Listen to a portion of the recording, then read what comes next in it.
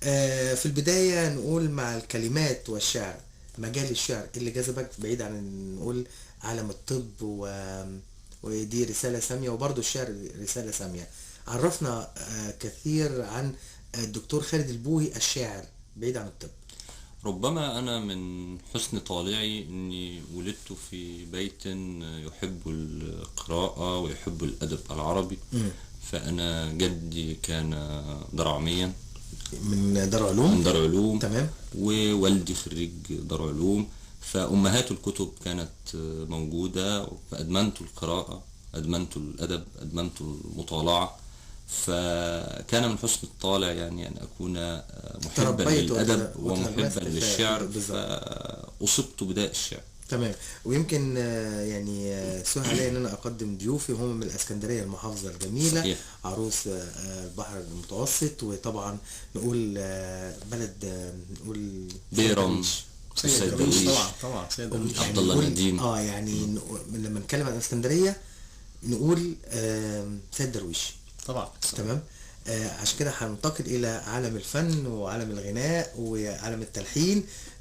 والدكتور وسام شعيب، نقول قصتك بسرعه جدا ودخولك عالم الفن والغناء. هي القصه بكل اختصار. هو دكتور صيدلي. انا صيدلي. صيدلي فعلا. تحب التركيبات الفنيه برضو؟ طبعا بالتاكيد. الصيدله تركيب والتلحين برضو تركيب. بالظبط. بس يمكن الموسيقى والتلحين هو تركيب فيه احساس زياده شويه. بالظبط. الجانب الصيدلي والجانب العلمي جاف، في جفاف. بالظبط. بس بيداوي. طبعا.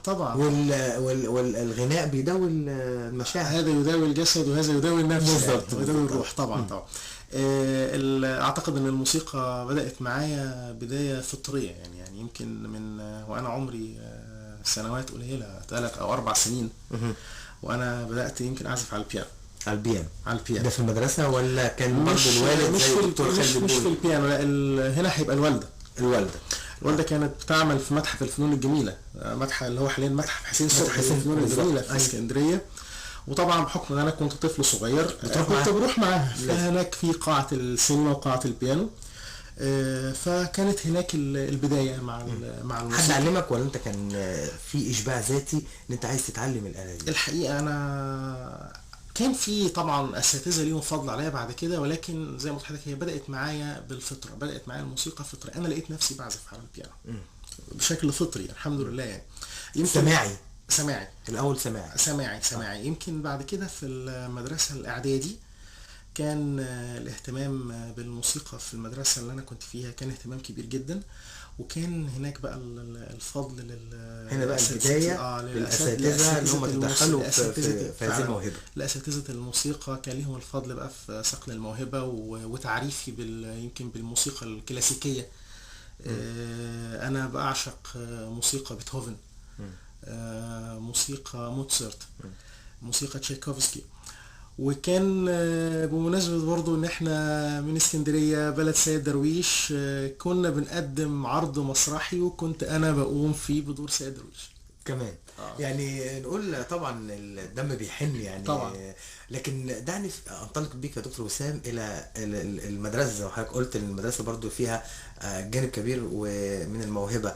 تبدأ تقف في طابور الصباح زي ما بنشوف، ولا تعدي المرحلة دي؟ يعني طابور الصباح والعزف في طابور الصباح ده كان بيحصل فعلا عندكم؟ كان بيحصل طبعا. كان في نظام اعتقد يعني من فترة. يمكن انا كنت في مدرسة ابتدائية من يمكن 20 سنة، لا 20 سنة اكتر من 20 سنة.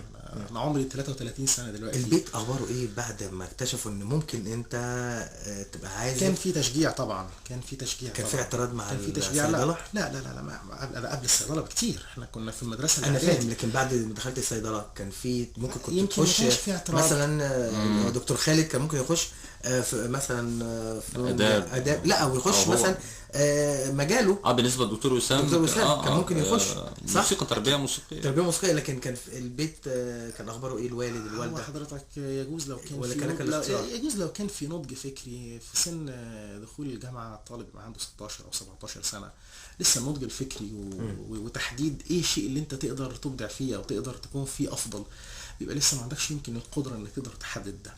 يمكن لو رجع بيها زمن تاني يمكن ادخل معهد فنون. مين اللي اقترح عليك صيدله؟ والله المجموع. مشكلة الطالب الثانوي المجموع. لكن الحمد لله انت برضو اصريت على الهواية. اصريت، بس يمكن بعد ما خلصت الكلية، لان ما كانش يمكن في وقت. الدراسة العلمية، دراسة الطب والصيدلة بتبقى فعلا بتاخد وقت طويل جدا. كان الله في العون، وعشان تعمل مشروع وعشان تشتغل برضو كان الله في العون.